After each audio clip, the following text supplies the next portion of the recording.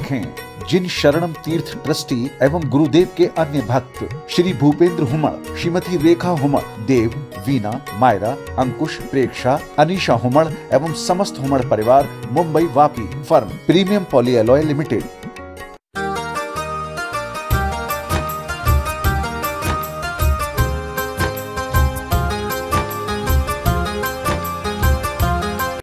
महाराज ने कहा कि जानती है कठिन है ये तपस्या। बोले परवाह नहीं महाराज, मैं ऐसा इतिहास नहीं लिखना चाहती हूँ। ध्यान रखना उस अनपढ़ देवी के शब्द, मैं ऐसा इतिहास नहीं लिखूंगी कि चौथे काल में ही चंदन वाला होती है, पंचम काल में भी चंदन वाला हुआ होती है। आपका परिणाम सुधारूंगी। पूर्णिमा का नाम था, पूर्णिमा के दिन माता जी ने पड़गाहन किया, आचार्य का आहार कराया और उसी समय दीक्षा का उपास धारण किया। दूसरे दिन वह देवमती माता जी बन करके खड़ी हो जाया कर। आचार्य शर्मती सागर ने उनका नाम देवमती रख दिया। पूछा कि महाराज ये नाम क्यों?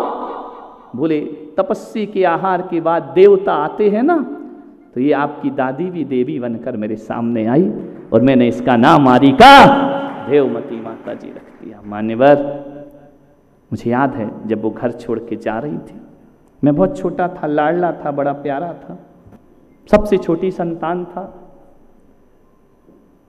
मैं और मेरे एक भाई और हैं जो आज आचार्य जयसागर के नाम से जाने जाते हैं, वह भी आचार्य शर्मती सागर से दीक्षित आज भी है।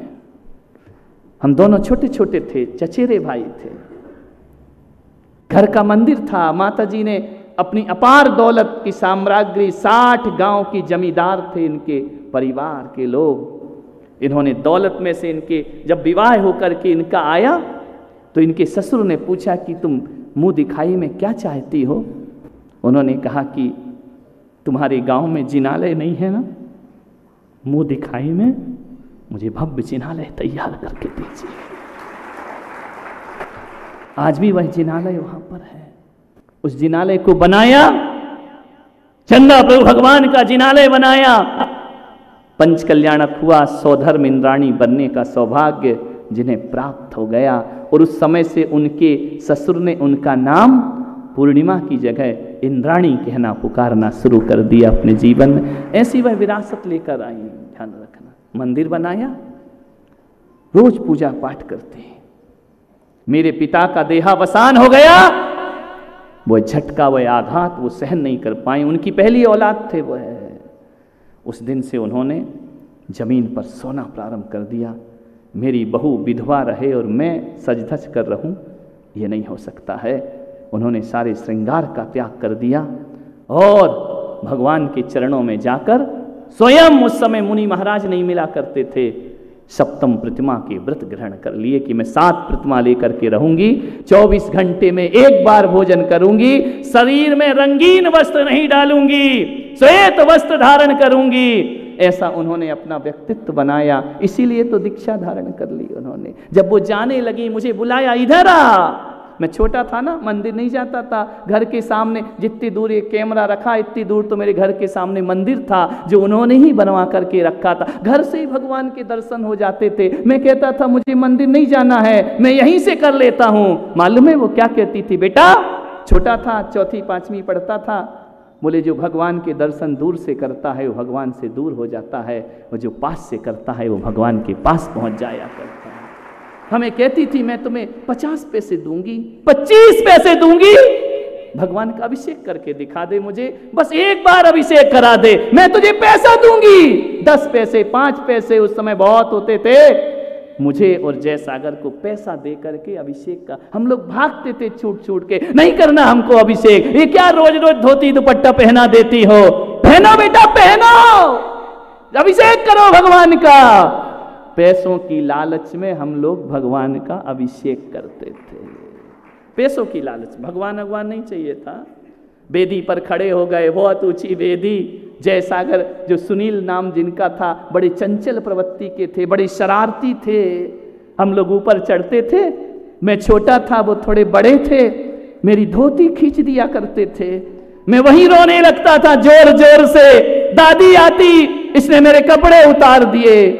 दादी ने कहा कोई बात नहीं बेटा, ये भगवान के सामने उतारे हैं ना, देख अपने भगवान भी कपड़े नहीं पहनते हैं, तू भी कपड़े नहीं पहनना जिंदगी में। मुझे नहीं पता था कि वो मुझे मना रही थी या मुनि बनने के संस्कार दे रही थी, कुछ पता नहीं था मुझे। चावल फेंक के आ जाता था, वो कहती थी नहीं, तेरे माथे पे चंदन का तिलक नहीं होगा ना तो तुझे भोजन नहीं दूंगी। मैं आपसे निवेदन करता हूँ, क्या ये विरासत आप आने वाली पीढ़ी को दे रहे हैं? आपका बेटा कहता है चुप रहो, हमको समझाने की जरूरत नहीं है। क्या सौंप कर जाओगे? वसीयत 40 पैसे मेरे हाथ में रख गई, जाते समय आज भी मुझे याद है।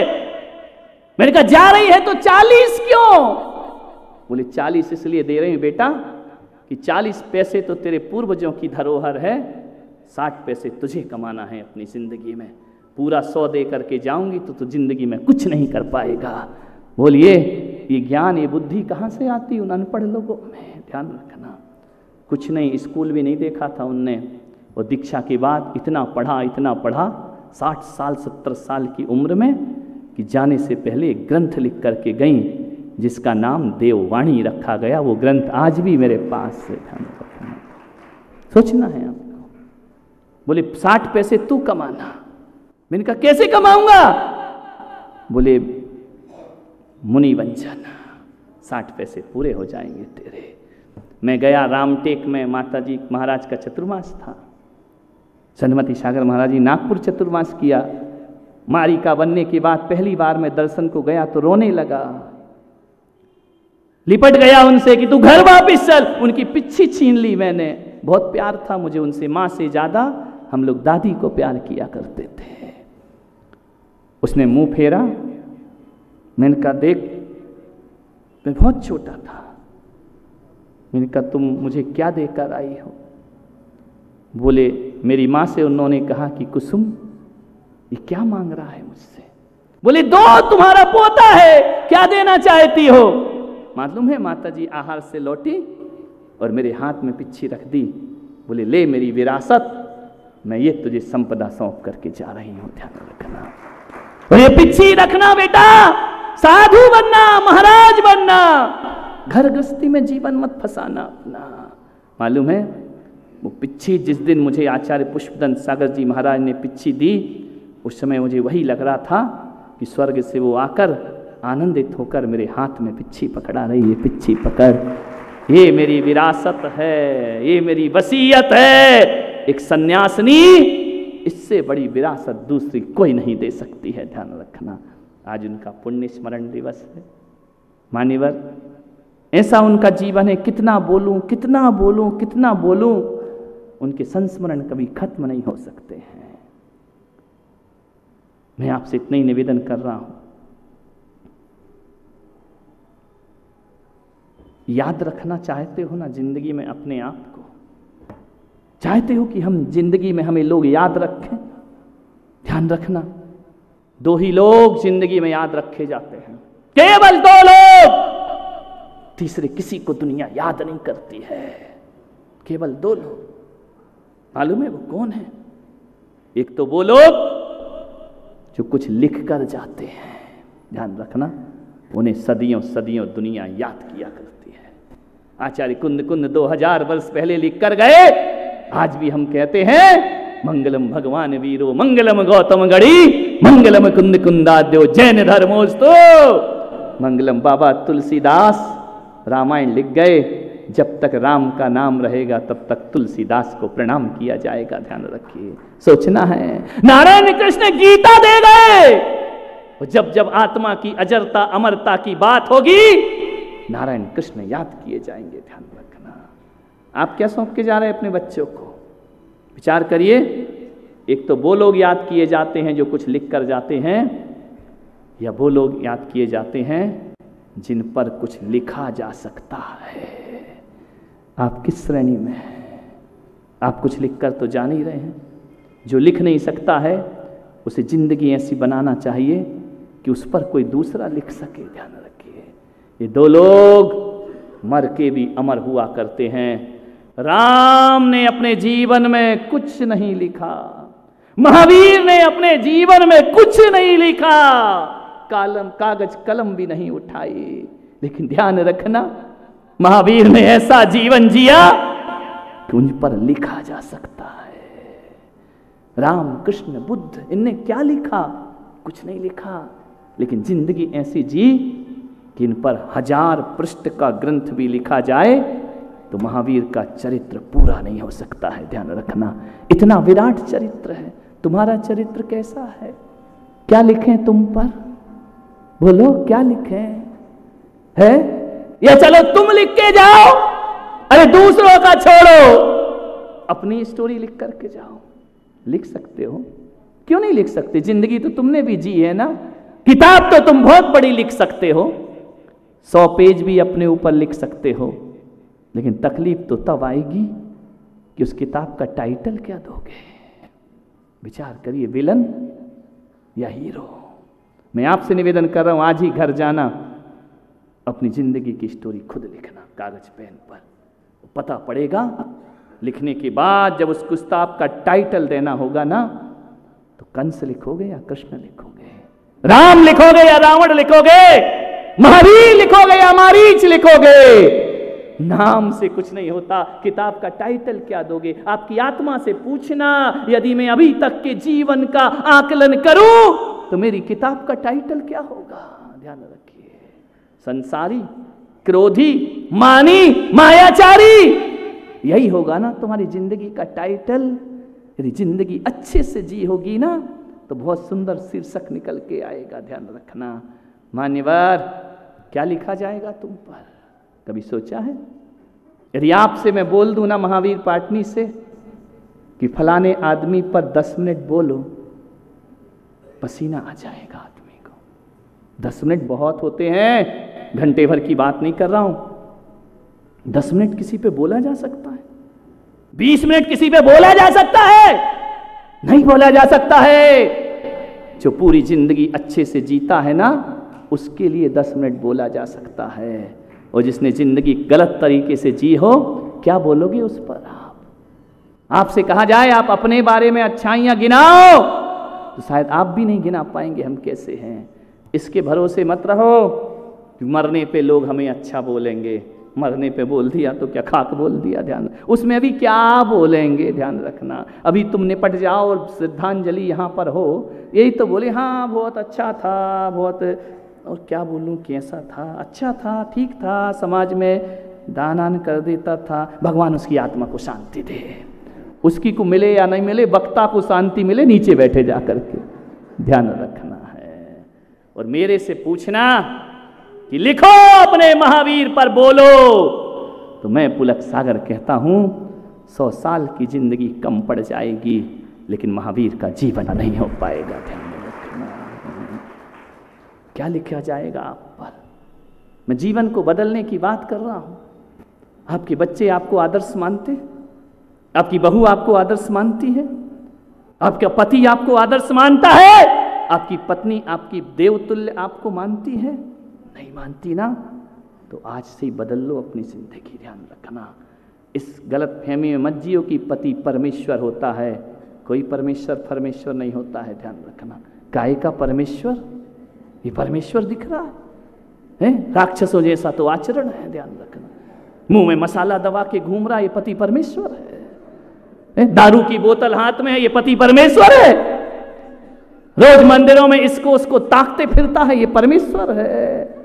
ध्यान रखना, गलत फहमियां नहीं है। एक बात याद रखना, रावण के 10 शीश और 20 आंख थी। कितनी थी? 10 शीश 20 आंख एक सीता पर टिकी थी। ध्यान रखना, और इनका एक शीश 2 आंखें। समझ गए क्या? 20,000 सीताओं पर टिकी होंगी। ध्यान रखना, ऐसी जिंदगी है इनकी। ध्यान रखना, जिसको दे कर कुछ नहीं पाए, आई टॉनिक तो ले ही लेते हैं ना। ध्यान रखना, मंदिरों में भी नहीं बख्शते हैं। ध्यान रखिए, सोचना है आपको, क्या चरित्र है हमारे, क्या जीवन है हमारा, सोचना है आपको। मान्यवर, मैंने बात शुरू की थी बच्चे हमसे दूर भाग रहे हैं। और बात समाप्त करता हूं, हम अपनी माँ के करीब जा रहे हैं। ध्यान रखना, हम सोचते हैं कि हम इनके ही वंशज बने। मान्यवर, थोड़ा तो जिंदगी के बारे में सोचो। जो मरने के बाद फोटो पे माला चढ़ा रहे ना, वो पब्लिक के लिए, हृदय से तो गाली बक रहे हैं कि बुढ़ा बहुत खड़ूस था, जीते जी शांति से नहीं जीने दिया उसने। बहू तो यही कहेगी, हाँ पापा जी चले गए, बड़ा दुख हो रहा है, अंदर तो दिवाली बन रही कि बुढ़ा निपटा गया, आज से अच्छा हुआ। रोज किटकिट पिटपिट रोज लगा रहता था, पीछे पड़ा रहता था, सास चली गई।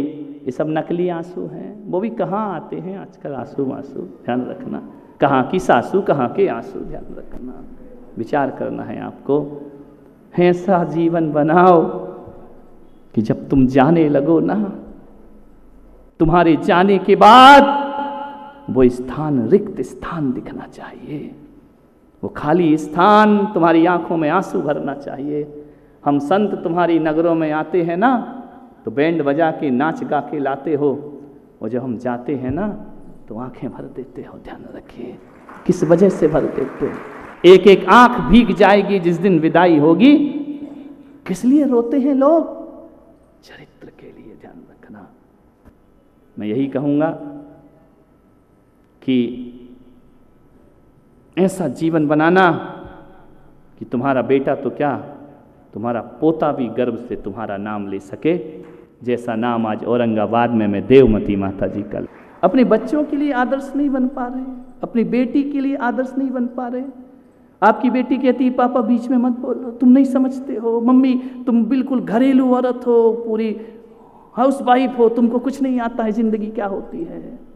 नहीं, हमारी माँ अंतिम समय तक हमारे साथ रही, लेकिन इस उम्र में भी उन्होंने कभी यूं आंखें कर दी तो भले हम संत बन गए हों, जवाब हमारी जुबान पे नहीं आया करते थे। ध्यान रखना है, ऐसा जीवन, ऐसा आदर्श जीवन होना चाहिए। मैं यही भावनाएं माता जी के लिए समर्पित करता हूं कि वो संस्कार की देवी हमारे संस्कारों को ऐसे ही रूपायित करती रहे। एक नहीं 5 लोगों में उसने संस्कार की गंगा बहाई है।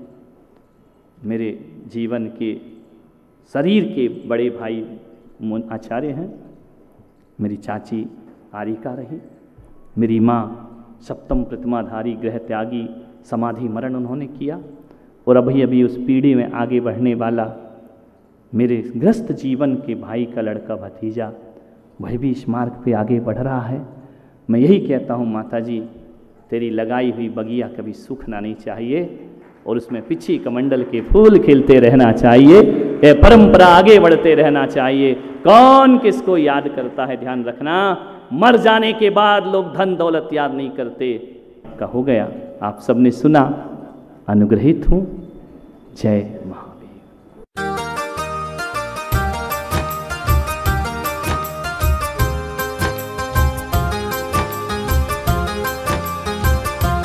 इस कार्यक्रम के पुण्यार्जक थे जिन शरणम तीर्थ ट्रस्टी एवं गुरुदेव के अन्य भक्त श्री भूपेंद्र हुमड़, श्रीमती रेखा हुमड़, देव, वीना, मायरा, अंकुश, प्रेक्षा, अनीशा हुमड़ एवं समस्त हुमड़ परिवार, Mumbai Vapi firm Premium Polyalloy limited.